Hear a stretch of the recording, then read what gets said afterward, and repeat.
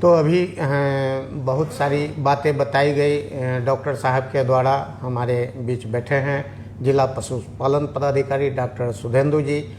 तो एक जो अहम बात है पशु के संबंध में कि आपका पशु बीमार है, यह आप कैसे जानिएगा? सबसे पहले यह ज़रूरी है। तो कैसे, क्या लक्षण हैं कि वो पशुपालक समझ सके कि उनके पशु बीमार हैं? ज़रा इस संबंध में बताना चाहेंगे। देखिए, सभी पशुपालक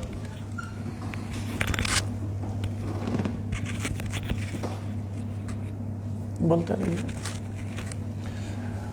सभी पशुपालक जो पशुओं को खिलाने का समय होता है वो सबों को पता है। जनरली लोग सुबह में 5-6 बजे 7 बजे के 5 से 6 बजे के बीच में ही प्रायः खिलाते हैं।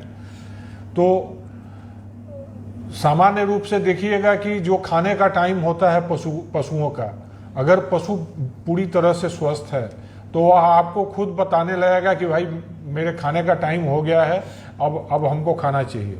और या नहीं तो पूरा अगर बांधे हुए हैं तो चारों तरफ रस्सी के आपको उसकी गतिविधि से पता चल जाएगा कि इसको भूख लगी हुई है, इसको खाने की आवश्यकता है। तो ये तो एक सिम्टम हो गया, माने महत्वपूर्ण लक्षण हो गया।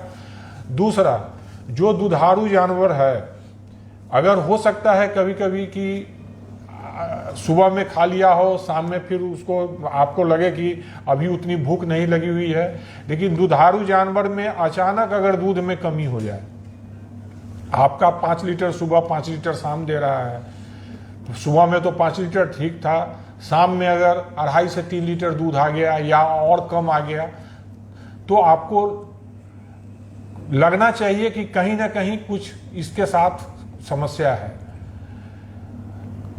दूध में कमी कभी कभी जानवर अगर गर्म हो जाती है या जो स्ट्रेस में आ जाती है या पाल खाने की स्थिति में आती है, उसमें भी ऐसा होता है।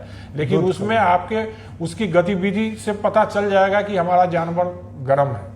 अगर वह गर्म भी नहीं है और उसके अलावे उसके दूध की मात्रा में कमी, विशेष कमी हो गई है, तो फिर वैसे दूध में कमी कभी जब जाड़ा बहुत ज़्यादा जाड़ा पड़ने लगता है उस समय भी दूध में कुछ ह्रास होता है, लेकिन वो सडन नहीं होगा। जो होगा वो आपको क्रमिक होगा, ग्रेजुअल होगा।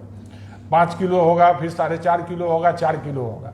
ऐसा नहीं होगा कि 5 किलो के बदले में सीधे 2.5 kg हो जाए, ऐसा नहीं होगा। दूसरा कि जानवर अगर आप उसके बांधने का स्थान दूसरे जगह है, उसका नाद जो खिलाने का है वह दूसरे जगह है, अगर जानवर स्वस्थ है, जैसे आप नादी पर से खोलिएगा वो आपको माने खींचते हुए ले जाएगी नादी के तरफ। या अगर जानवर ज़्यादा बलिष्ठ है तो आप उसका रस्सी छोड़ दीजिएगा, सीधे वो नादी के पास चली जाएगी। तो यह 2 महत्वपूर्ण मानक है जिससे कि आपको पता चल जाएगा कि मेरा जानवर स्वस्थ है। तीसरा, उसका गेट हम लोग बोलते हैं, या जो उसका खड़े रहने का जो उसकी भाव भंगिमा है, उससे भी पता चल जाएगा आपको। अगर जानवर स्वस्थ जानवर है तो पूरा तन के खड़ा रहेगा। हम लोग स्वस्थ रहते हैं तो पूरा तन के खड़ा रहते हैं। अगर थोड़ा सा बीमार रहते हैं या अंदर से उतना अच्छा नहीं महसूस करते रहते हैं तो थोड़ा हम लोग भी सिकुड़े हुए रहते हैं। तो जानवर में भी आपको उसका जो गेट, इंग्लिश में उसको गेट बोलते हैं और हिंदी में उसकी भाव भंगिमा को देख के आपको पता चल सकता है कि जानवर आपका बीमार है या स्वस्थ है। एक थनैल के संबंध में बताया गया था कि जानवर को जो थनैल बीमारी है बहुत ही घातक और वो खतरनाक बीमारी है। इस संबंध में भी थोड़ा सा प्रकाश। देखिए, थनैल से में बीमारी के इलाज से ज़्यादा इसका बचाव महत्वपूर्ण है।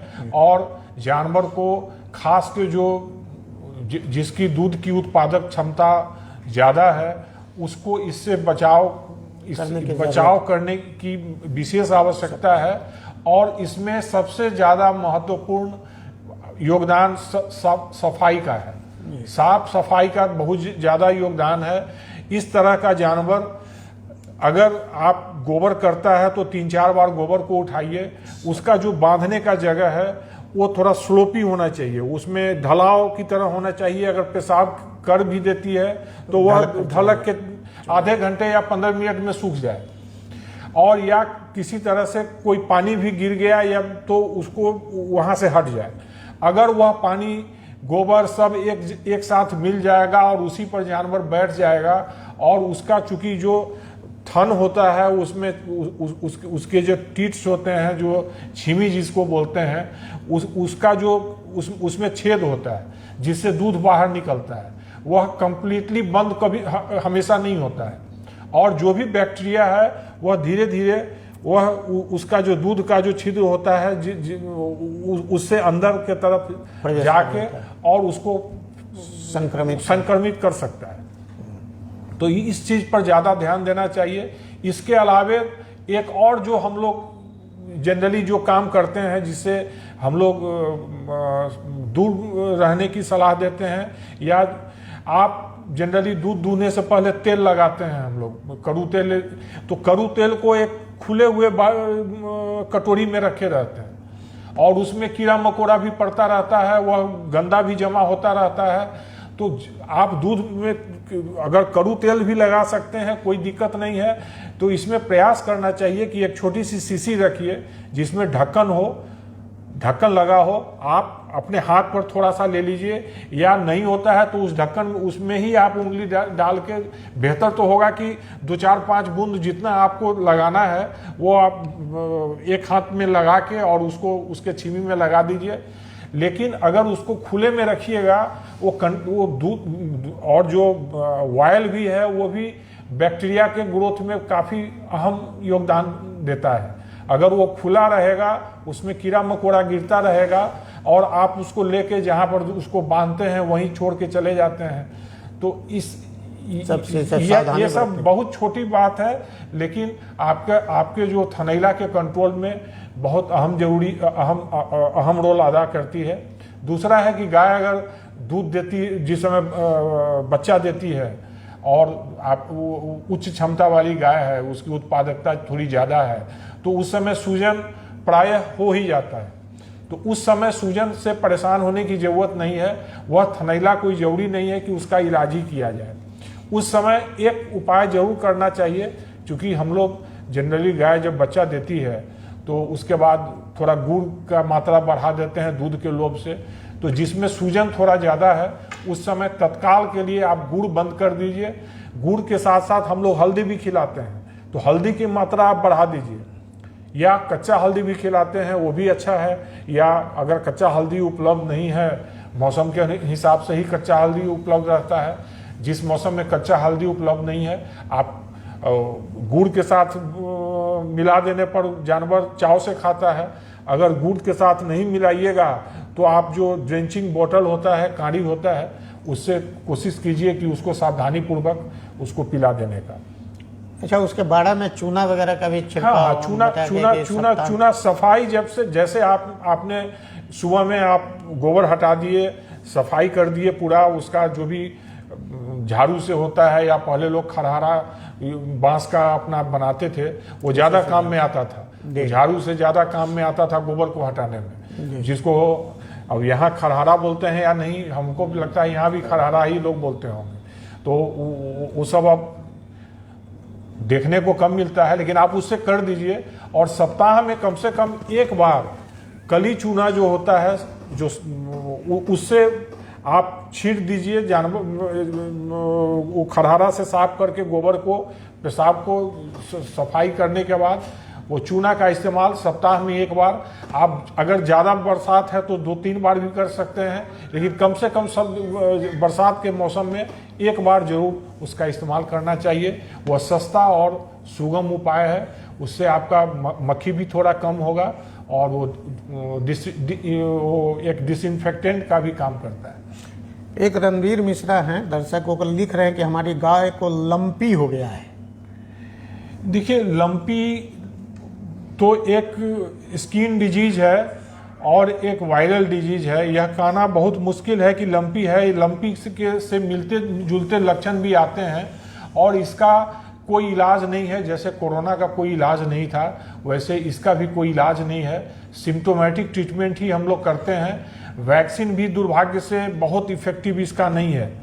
इसकी वैक्सीनेशन कराई भी गई हुई है, लेकिन वो भी उतना सक्सेसफुल नहीं है। तो आप उसका सिम्टोमेटिक उपाय कीजिए। और जो चूने की बात हम अभी कर रहे थे, जहां कहीं भी इस तरह का समस्या लगता है कि आ सकता है, तो आप उसको हर 1 दिन 2 दिन बीच करके सफाई करके चूना का इस्तेमाल कीजिए। और जानवरों में जो बाह्य परजीवी होता है, जो अठवड़वा होता है, जो ढील होता है, जो मच्छर होता है, तो चूंकि जो लंपी जो डिजीज होता है वह कोई कंटेजियस डिजीज नहीं है कि कंटैक्ट से फैलेगा। वह एक परजीवी एक का खून चूस के दूसरे से ही फैलाता है। तो प्रयास करना चाहिए कि बाह्य परजीवी, जिसमें कि एक्टोपैरासाइट जिसको बोलते हैं, वो नहीं रहे। आप अपने जानवर को उससे दूर रखिए। पूर्व में भी हम लोगों ने चर्चा किया था कि एक बार अगर जानवर को बहुत ज़्यादा बाह्य परजीवी का प्रकोप हो जाएगा तो उसको दूर करना थोड़ी बड़ी समस्या हो जाती है। तो न यह समस्या पैदा ही नहीं हो। अब जैसे किसी खेत को आप 3 साल पड़ती छोड़ दीजिएगा, उसके बाद अगर उपजाऊ बनाने में आपको 3 साल मेहनत करना पड़ेगा। अगर आप उसका समय समय पर थोड़ा सा घास फूस होता है, निकौनी करते जा रहे हैं, तो ये समस्या कंट्रोल में रहेगी। वही हाल बाह्य परजीवी के साथ भी है।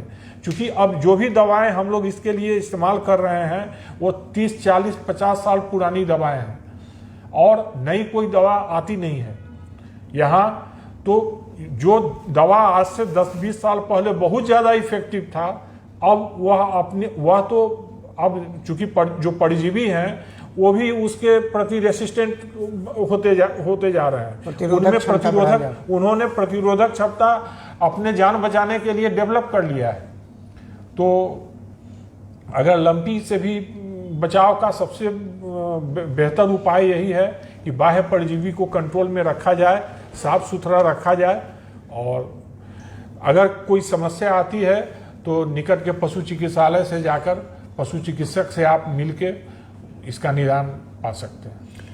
तो बहुत सारी समस्याओं का निदान बताया गया। जैसा कि डॉक्टर साहब ने बताया, prevention is better than cure. तो आप अपने पशुओं को विभिन्न बीमारियों से बचाव के लिए उस पर ध्यान दें, सावधानियां बरतें। अपने जो खटाल है, बाड़ा है, उसकी साफ सफाई करें, सप्ताह में 1 बार चूना का छिड़काव करें। इन सब बातों का ध्यान रखेंगे तो आपके पशु बीमार नहीं होंगे। तो इसी के साथ हम आपसे विदा लेते हैं। फिर अगली बार हम पहुंचेंगे दूसरी समस्या का निदान लेकर।